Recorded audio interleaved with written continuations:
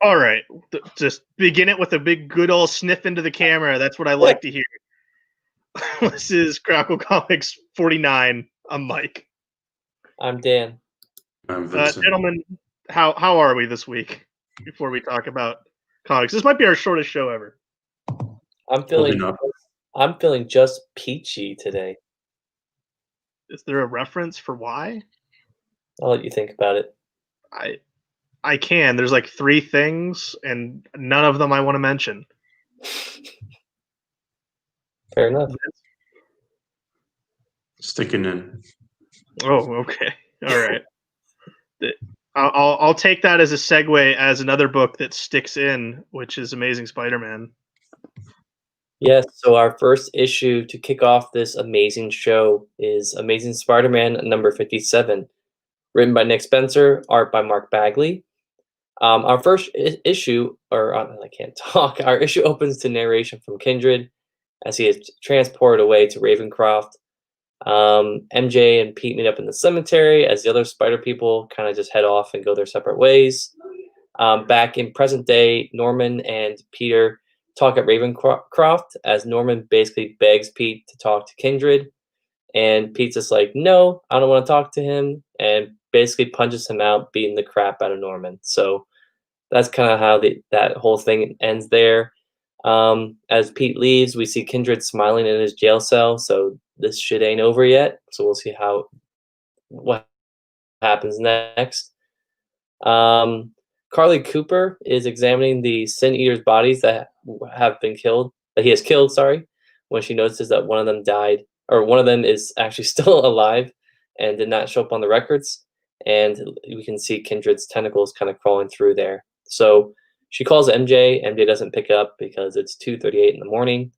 MJ, I guess, doesn't stay up late, I guess. So goes to voicemail. Pete shows up at the very end to kind of go in bed with MJ, and as he's about to head off to sleep, MJ whispers, "This isn't over yet, right?" And he's like, "Yep." So we'll see. Like we said, not a lot happens here aside from the whole thing with Norman. But yeah, I don't know. What do you think of this? Well, I do have a correction for you. The bodies Carly Cooper's looking at are not from Sin Eater. They're the ones that Kindred stole. So it's like George Stacy, Uncle Ben. It's all those bodies he dug up. Oh, whoops, my bad. And then there's like one not accounted for. So, all right, what dead person's back, or did they not account for, is the thing. So, and then the other part of this is like they shortened the Order of the Spider to just the Order. I was like, all right, whatever. Like 56 and 57 could have just been combined for one issue and been fine. I like Pete lashing out at Norman thematically because it's like, all right, he's still under the influence, I guess, somehow. Though this was the big Kindred story, and I still don't know if it stuck its landing. Like I'm still deliberating on it. But I'm liking Nice Norman. Sins Cleansed Norman is going to be interesting because it looks like that is sticking. But at least for this status quo for now. But there was also something like going on with the coloring in this issue. Like the scenes where Spider-Man showed up, the coloring was off, and I looked. This is still the same crew that did the last issue, which is weird. There's 3 inkers on this book, and then I think 2 colorists. Which I don't know what was going on with the colors on Spider-Man's costume. It was like more muted. It was like almost orange, like flat orange. I don't know what was going on. But yeah, I was like, this is fine. But let's speed it up. I know Mr. Negative, I think, is like the next one or something. Let's get back to like the more mini stories that Spencer was doing, and I don't want to say get right back on track, but also like, yes, that's kind of what I mean. So I don't know. Also, let's finally get Patrick Gleason on the book proper instead of just doing covers, because he was announced as the new artist, and they think he's still done like only like 3 to 5 issues, and none of those have been in, I believe, sequence. I think it's like 1, and then he's gone for 3 months. How long ago was he announced the artist? Before Otley left.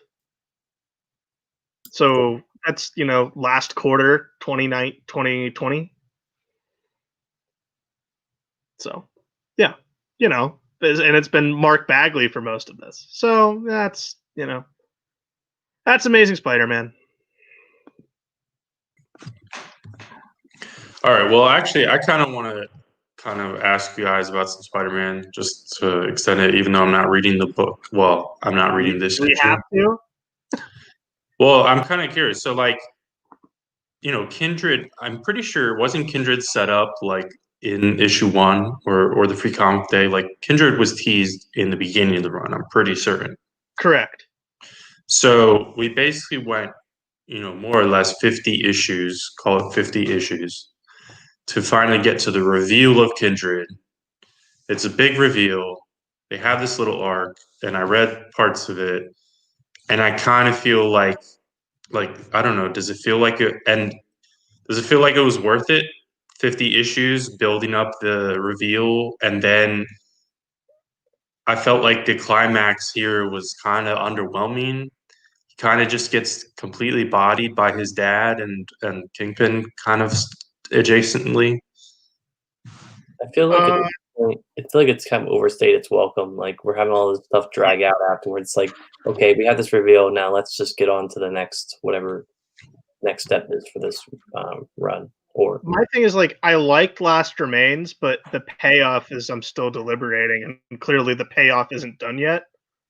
I would say that, like, Kindred was not in every issue. He'd show up every now and then, and that was like the strength of Spencer's run. I thought he was still doing his other stories. Eventually, we're gonna so, and then we did. And, like, I liked the story. It's the end of it where I'm left going, oh, that's it. But also, like, we know that that's not the end. So, but does that make it better or worse? The fact that I don't know yet. I guess I'd have to wait like part 2 of Spidey versus Kindred. I think it wasn't always in the foreground, but building up the subplot, weaving it through the issues, like if this was, even if it's just the first climax, feels like it was not worth waiting for. And then if there's more to come, I feel like that's worse. Looking at Spencer's big stories, I'd say Hunted is better than Last Remains, but Last Remains is better than Sins Rising. Well, Sins Rising was kind of just like a... it was kind of a giant lead-in, so... And then you have the 2-issue epilogue here, and then more to come, so I don't know. I'm not reading this book, so talk about your Claremont book that no one liked. Yeah, this is not a great spotlight either. The Chris Claremont Anniversary Special. It's Claremont, and it's a range of artists. It mostly includes Sienkiewicz and Brett Booth. Those are the two that really, their names stand out. There's 2 other artists, I believe. They're not super big artists. So we start with the head fuck Danny Moonstar sequence. She's being like recalled by Hela to do some Valkyrie stuff, and Dark Phoenix is there. I don't really even know what that's supposed to mean. Like, is this in the present? Is that Jean? Is that the Phoenix? I don't know. Like Claremont probably doesn't give a shit about continuity. Then Danny comes across this like multiverse Fantastic Four entanglement where there's like 3 different versions of the Fantastic Four fighting each other, but it's really just like 3 versions of Sue protecting themselves against 3 versions of like their partners attacking them. So we have basically like classic Reed and classic Sue. We have a version of Sue where Reed and her family died, so then she hooked up with Namor, and we have a version of Sue where Reed gets trapped in Doctor Doom's armor, so it's kind of like she's with Doom, even though it's not technically Doom. And it's really weird, and the like big punchline is that Reed Richards is ticklish, and that's how like the Sues win.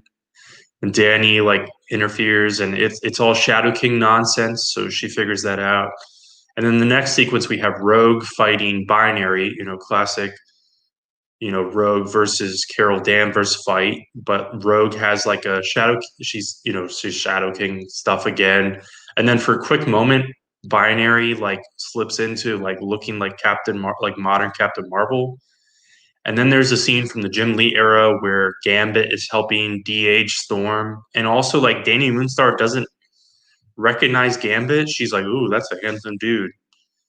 This whole thing made my head hurt. It's basically exactly, it's basically a direct follow up or spiritual, next chapter of to the New Mutants one shot from a year or two ago that Claremont did.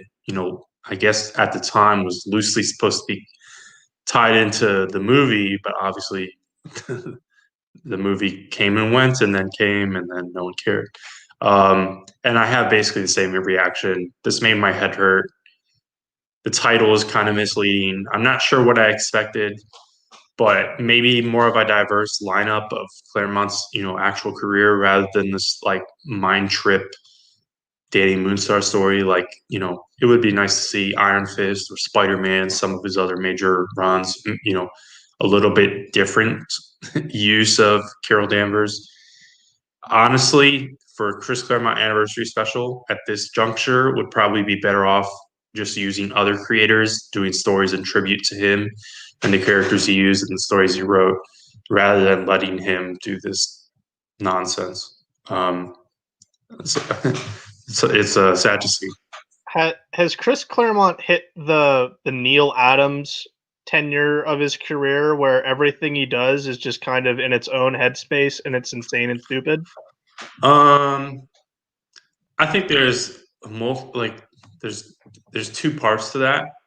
I think as far as, kind of doing things off in his corner, like similar to how Neil just kind of does whatever the hell he wants and kind of connects his things with Batman and Deadman.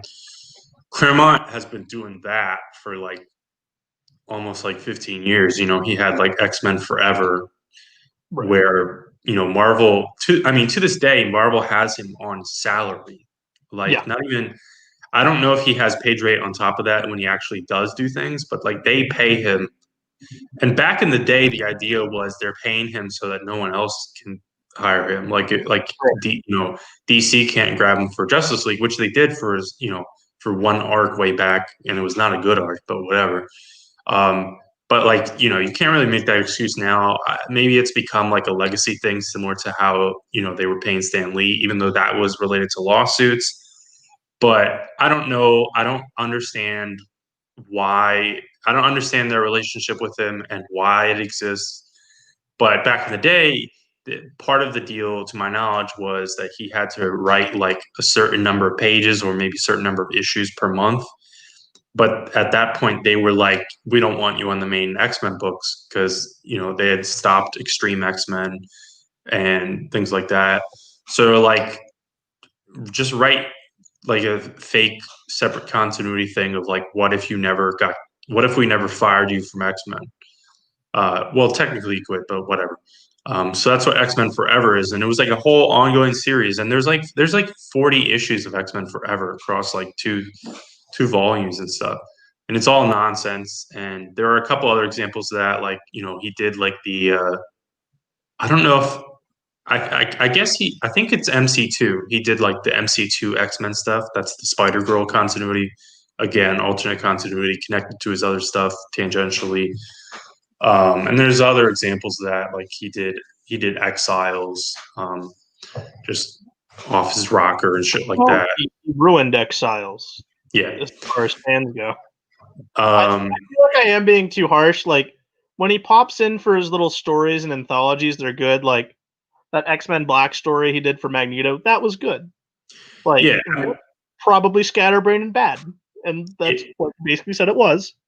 Yeah, I think if there's a little bit more of a leash to it, I think he's not washed. Like, and at this point, this is like 8 years ago, almost, or like 5 years ago. But his Nightcrawler run around like the Marvel Now era, like halfway through Marvel Now, I think that was actually really solid. And they basically haven't, unless I'm really blanking on something, they haven't let him really do something substantial since that Nightcrawler book. So I guess it depends on, what assignment they give him and also what he approaches with an assignment. I think if Claremont and editorial really, work together properly, I think he can still deliver like good stuff. But when they just kind of let him do his own thing in these like one shots like every 18 months, they're just going to be a mess. Yeah. Dan, do you read this? Yeah. Yeah, this is really all over the place. I mean, when you really think about it, when you break it down, like there's pieces of this that I like I'm actually reading the Demon Bear Epic Collection right now for New Mutants. So like seeing Tinkovich art and seeing Danny Moonstar, like that stuff really like got me intrigued. And now it's just this is just really all over the place, and it just goes to show you going from like reading that stuff, which is like the prime of Claremont's like prowess, I guess, within the Marvel universe, to now it's just not the same. So yeah. And I gotta say the cover of this, I just something about it really is not vibing with me. I mean, even just seeing like Chris Claremont's name, like, it looks like it's just word art. Like let's just put some word art with his name up on the top. I mean, it just looked really lazy, and I don't know. I know it's not everything to an issue, but well, I was in Vince's camp here when I saw this because I didn't read this. I saw it and I was like, oh, it's a bunch of people doing a tribute. Oh no, it's just him writing. The minute Vince was like, no, it's him writing, I was like, oh cool, I'm not reading this because that's exactly what I thought it was. It looks like it was. So if we have nothing else to say, I'll talk about Immortal Hulk.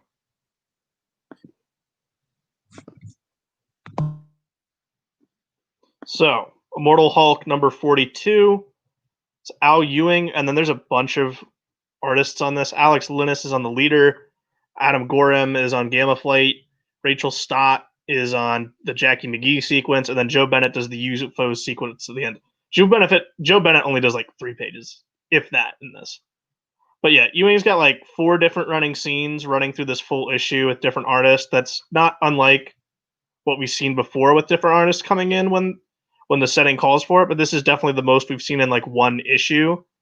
Gamma Flight bails on Henry Peter Gyrich when he becomes his usual self again because he's a dick, and he's threatening jail time for like Absorbing Man for bailing. And then Sasquatch is like, all right, let's go help Hulk, and they'll pull together their own thing. So that makes Gyrich pull in the UFOs to go track down the Hulk. And then Jackie McGee quits her paper but is tracked down by Dr. McGowan, and who's trying to put a team of gamma mutates together to help her save the Hulk. And it's revealed here that in that explosion that the Hulk had a few issues back has transformed her. So she's a gamma mutate now, and she's got like gamma vision going on with her eyes or something. I'm assuming that'll, obviously gets addressed later. And then the leader learns that he has got to combine all the forces of Bruce's like dark mindset to get himself a leg up. So he basically looks to the one below all. So now the leader, Brian Banner, and the one below all inhabit like the same mind space. So essentially, that's Hulk's three biggest villains, all in one body. So that's threatening. Still good stuff, and like usual, yeah. Like, and then also like I liked all the guest artists. This was good.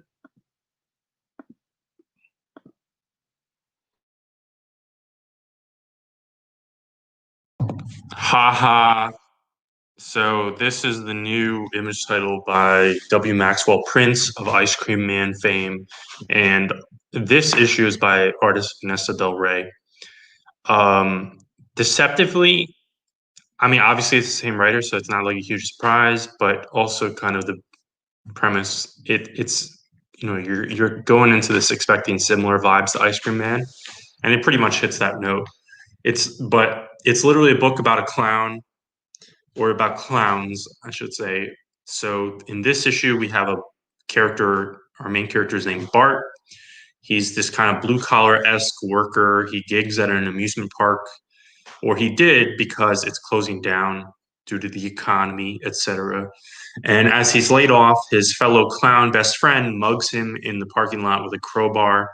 But good thing he was hiding a check in his sock, So as he's going to go cash it at the bank, his luck gets even worse as he's caught in the middle of a bank heist. And I don't really like even right off the bat, like there's clearly something slightly off about him. But I didn't entirely understand like why he doesn't cooperate with the bank heists. Everyone gets on the ground and everything like that, and he's just standing there like stays in line as if he can just, I don't know, it's kind of weird. That part's not explained. It's not like it matters, but because he's not cooperating, one of these robbers just shoots him right in the forehead, but somehow the bullet goes right through him cleanly. Or at least cleanly is the explanation given by the doctor. And then he kind of has this like bizarre like anti-hero vigilante moment where he has his endless handkerchief, which is kind of his signature gimmick as a clown, and he takes the robbers out. And yes, as I said, he's clearly messed up in the head, possibly more so or particularly so due to getting shot in the brain. When he shows back up home, it seems that he sees his family as balloons, and I don't know if that's temporary or permanent or what. And there is a little reference here to It, particularly the movie. I don't know. I don't know. There's like a storm drain and one of those little like paper boats. I thought this was executed very well, but I'm not really sure how to take it. It's impossible not to consider, especially this issue, like there's totally the Joker vibes, the movie Joker. This series is an anthology. It's going to be 6 issues, and each issue has a different artist. I thought Vanessa Del Rey did a good job here. Her art fit the tone of the story pretty well. I'm definitely sticking with the series. The next issue is drawn by Zoe Thorogood, who I'm not sure has done any mainstream comic works. She's just like literally just released what I believe is her debut graphic novel. So interested to see her art. I haven't read that graphic novel or anything. I just am kind of vaguely familiar with her through social media. And this is a cool book. If you don't like clowns, you probably won't like this. Yeah. First, especially with that cover, it's a very menacing first issue cover. The Joker vibes are there, but like this is definitely W. Maxwell Prince going, let's do some black dark comedy here in like a very strange way, and that's exactly what the book was, and I loved it kind of for that reason. That there is something hilarious about a clown standing in the middle of a bank robbery, getting shot in the head, and then being fine because the bullet's a small enough caliber that it doesn't pierce his brain in any way, and goes right through and beats them with an endless handkerchief.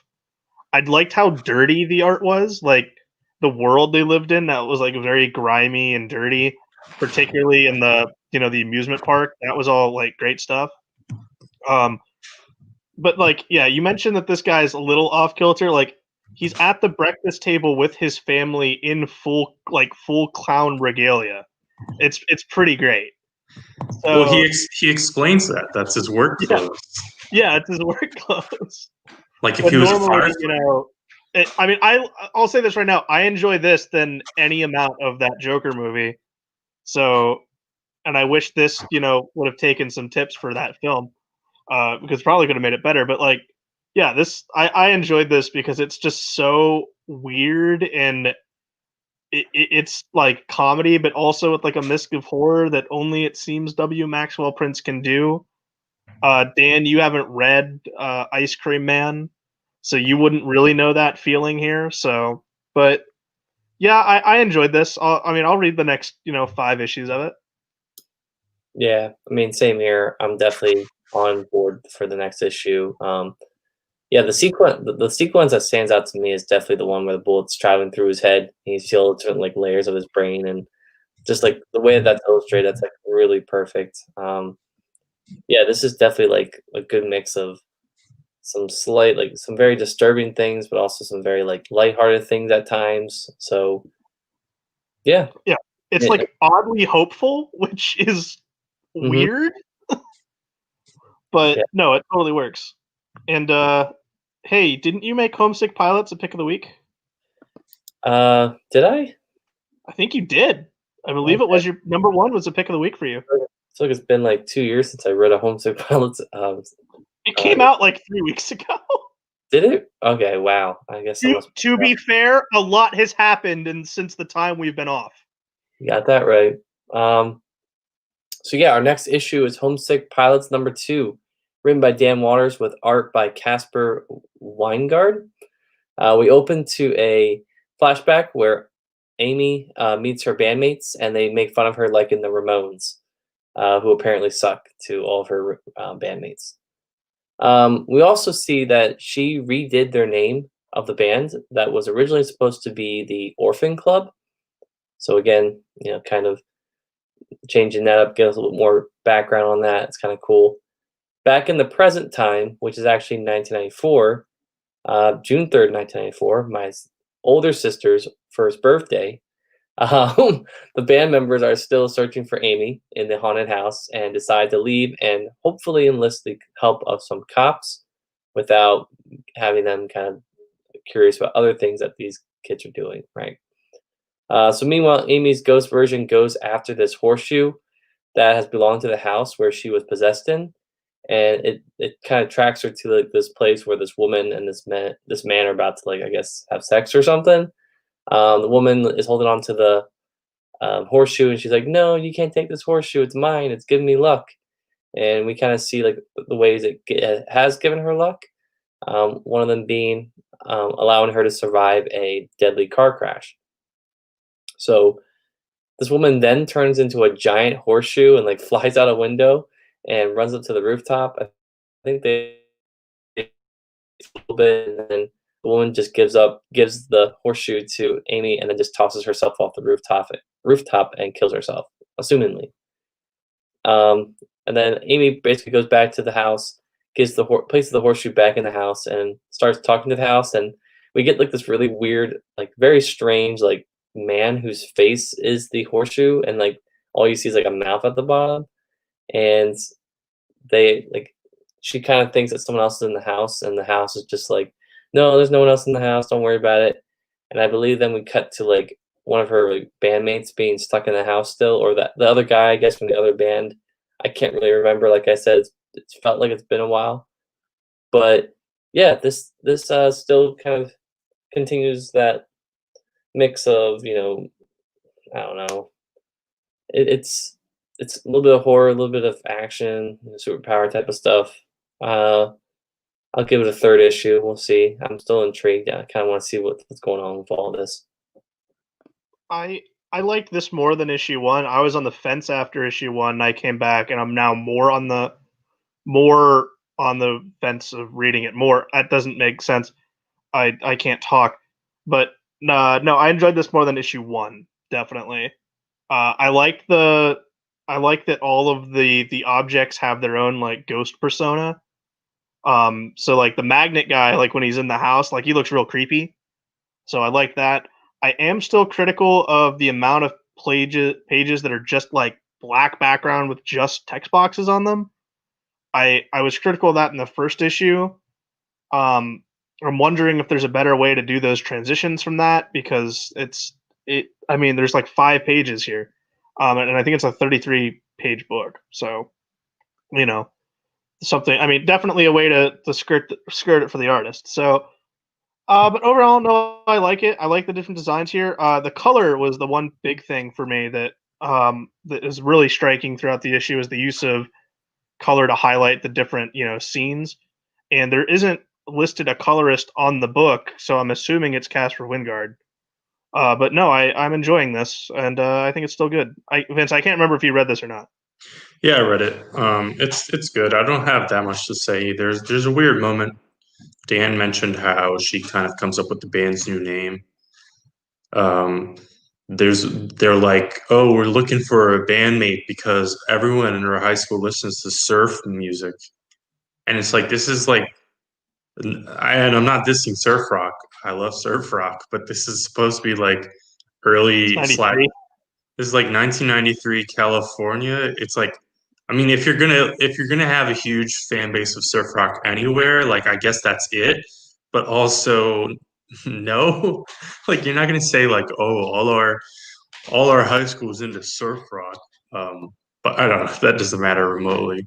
And then like the suicide moment kind of caught me off guard. I don't know what I was expecting. I mean, obviously, it's not like this is a superhero book or anything like that, where like we're expecting her to stop that. But it's just like, oh, this, there was just like a woman jumping off a roof in this book, and like the main character, theoretically could have, done a little bit more to try and prevent it, but it just kind of happened. And it also is like, I mean, she references back to it like, on the next page, but or a little bit later, but it's also like kind of quickly like moved off. It's like on to the next ghost mission thing. Yeah. But the book's, writing and the premise and the artwork really, really good. Yeah. And it looks like what? She's got to track down the other items. There's like what, 5 or 6 more left. That'll be probably, the wrap up the series, and we'll be without that when she gets, Horcrux number 6 or whatever that she needs to find. Oh, and this is our this week is probably our Dan Waters peak for the podcast, because we have another Dan Waters book later on. Yeah, because he did a Future State, the Superman book. Yeah, and I think he's one of those promising writers. He did Coffin Bound, which I talked about way back, even though I didn't stick with it. He's kind of adjacent. He's in this kind of like writing collective of UK writers, which also includes Ram V.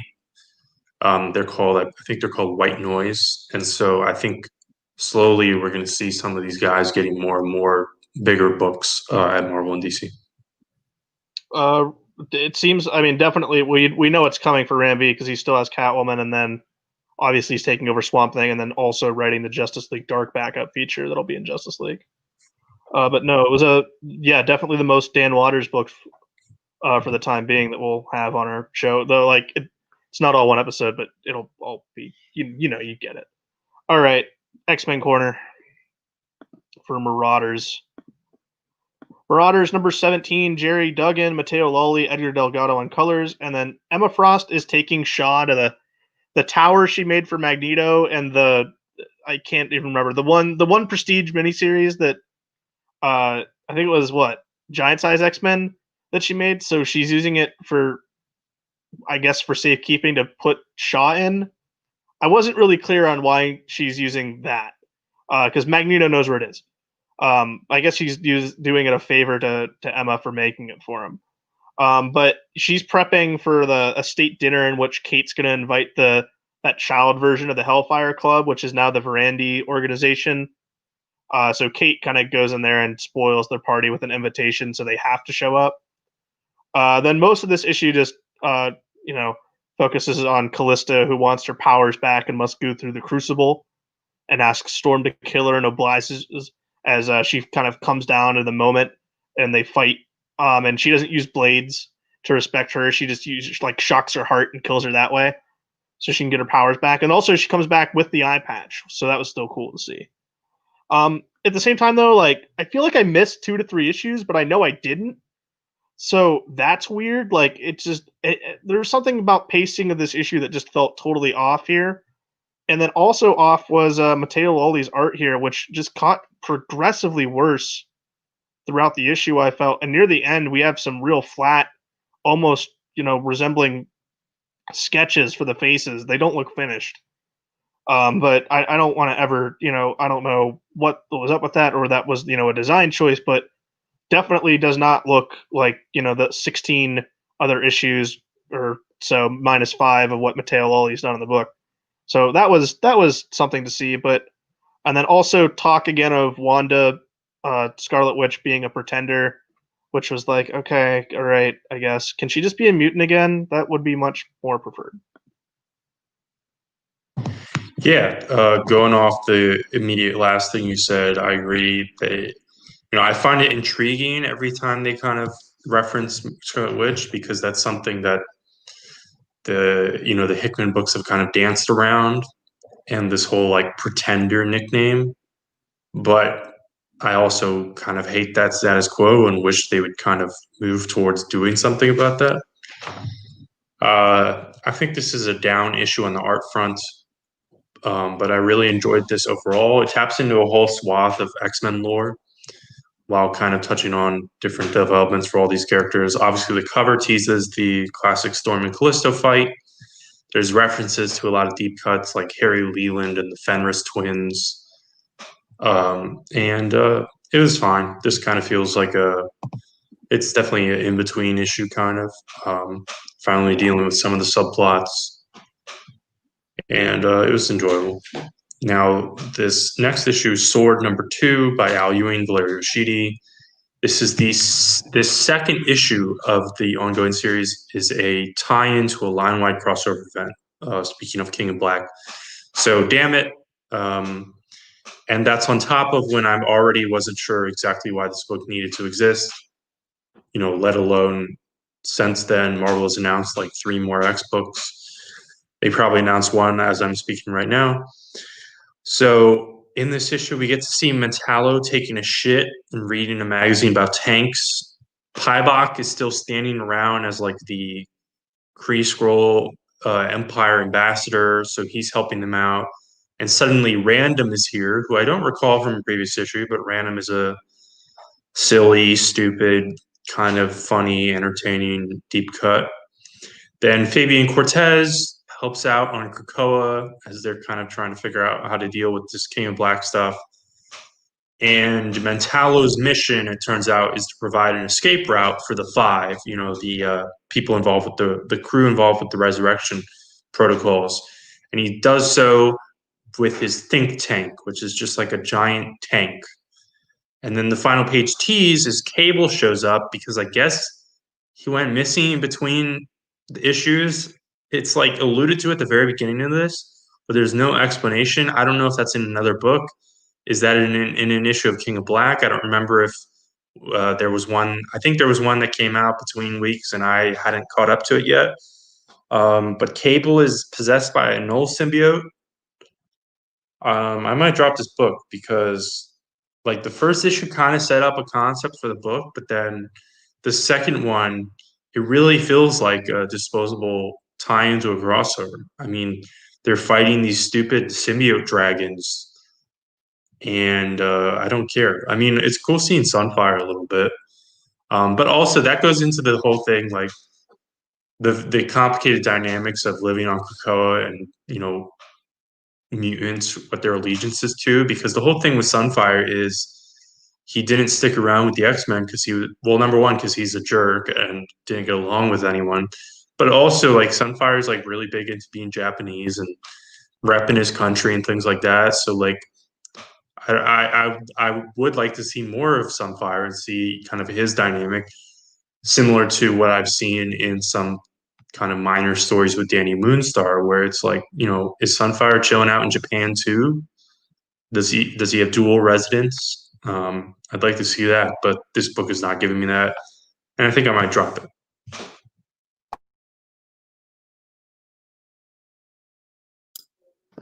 All right. Well, Dan, Lionel book, retro. All right. What's one book we're not going to drop because it is our retro issue. So yeah. Anyways, our retro issue this week is Marvel Premiere number 47 from April 1979. This is written by David Michelinie, art by John Byrne, with inks by Bob Layton. Fun fact, I believe John Byrne and Bob Layton don't really like each other, and I think John Byrne called Bob Layton's art like trash at one point. So wow, what a shocker, right? Artists not liking each other's work. Anyways, this issue also features the first appearance of Scott Lang in the Ant-Man costume, not the actual character. That was back in like an Avengers issue. I can't remember which one that was. Which is actually why mostly I chose this issue, because I know this is like his debut as Ant-Man, and I don't really have any collections of this issue. Hopefully I can find it in a bin at some point. I doubt it. It's probably pretty expensive maybe. But anyways, as Scott, dressed as Ant-Man, fights several cross security guards, he thinks about how he got into this predicament. So we kind of open up with that. Recently paroled after serving time for burglary, he reveled in both his new job at Stark International, which kind of lines up with his appearances in the Iron Man run, also by David Michelinie and Bob Layton, and once again being a father to his daughter, Cassie, who I guess is a Spider-Man fan. Unfortunately, she developed a rare heart ailment, draining Scott's financial resources and making him contemplate a return to crime. Does this sound familiar to anybody? Good, because it kind of does sound familiar. He learns of Erica Sondheim's experimental approach to heart surgery. Seeking her out, he sees her being abducted by several men, including an unseen figure with a rather oversized hand, tracing them to Cross Technical Enterprises, otherwise known as CTE. Oof, bad acronym there. He despairs of being able to break into such a secure complex. In a quest to get some quick money, he burglarizes, by coincidence, the home of Henry Hank Pym. Oh my god, guys! Finding instead of cash and jewels, Pym's old Ant-Man costume. So inspired to try it out, Scott quickly masters the shrinking technology and the cybernetic helmet, enabling him to talk to ants. So breaking back into Cross Technical Enterprises, CTE, he finds Dr. Sondheim finishing a surgical operation. Back in the present, the fledgling hero has dispatched the last of his foes when he is confronted with the giant form of Darren Cross. So not Yellow Jacket, but still the same exact character. Obviously going through the summary, writing it down, reading the issue, it's really interesting to see how many similarities are pulled from this and the first Ant-Man movie. So I thought that was interesting, but yeah, I mean, I really like this. This is probably one of my favorite retro issues that we've read so far. I'm a huge character of Ant-Man, so kind of seeing the origin of Scott Lang's character, I think, is really interesting. I've seen him sprinkle in a little bit in Michelini and Layton's run on Iron Man, which is always nice to see. But this is really cool to kind of see how his start is. What do you guys think? Also, great art by John Byrne. Can't discount that enough. Vince, do you want to go first since you have more things written? Yeah, sure. So the second issue of this, there's one more issue of this in Marvel Premiere number 48. Is one of the first comics I ever owned, and for a long time was probably one of the oldest single issues I owned. It is worth noting this is Scott's second appearance after he has a quick cameo in Avengers, and then his more appearances in Avengers and in Iron Man are kind of after this, and then he has a good run, through those books, through scattered issues of like Marvel Team Up 2 and 1, stuff like that. But I can't help but think, if he got an actual ongoing back then, because that's kind of the idea of what Marvel Premiere is. It's that kind of like showcase thing. I mean, theoretically, it's also for characters that, definitely are not getting ongoing, but they just want to devote a full issue to. And maybe that's how they saw it. But like, I have to imagine, I didn't check the letters pages, for like 5 issues from now or whatever. But I got to imagine people, reacted very positively to these. So it's almost surprising that they didn't try another take on Ant-Man in like the early 80s with Scott, a solo effort. Like, for example, like, again, this isn't actually a gauge of the popularity or success of the character, but like earlier in Marvel Premiere, 3D Man had 3 issues and Scott Lang only gets 2. It doesn't mean anything, but still. I'm also curious about the art. Like, I always knew that Byrne was attached to this, but like if you technically go through like, look at certain websites, the credits are, this is a classic, Byrne does breakdowns for these, but Layton does finishes. And that's similar to certain eras of like Michelini's Iron Man, where Layton was doing finishes as opposed to certain chunks he's doing more traditional inks, things like that. So I'm kind of curious as well if Byrne had actually done full pencils for this, if it would have looked significantly sharper or better. And, maybe that would have been the difference to lead to a more substantial run of Ant-Man. Who knows? But I really like this stuff. I always thought Darren Cross was like a really weird character because he's like, he looks like Pink Hulk or something like that. It's really weird. And I kind of understand, what they did for the movie, even though I don't really like that they just slapped him in the Yellow Jacket costume. What was that? It sounded like you were in the middle of a sentence. No, that's basically it. Like I was waiting for you to finish.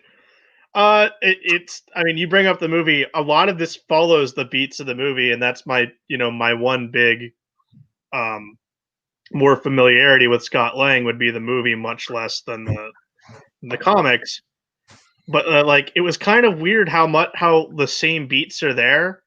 It was like, oh, he steals the suit, finds it in Pym's house, and then Darren Cross is, oh, okay, that's there. Like, it all kind of follows the same beats all in this one issue.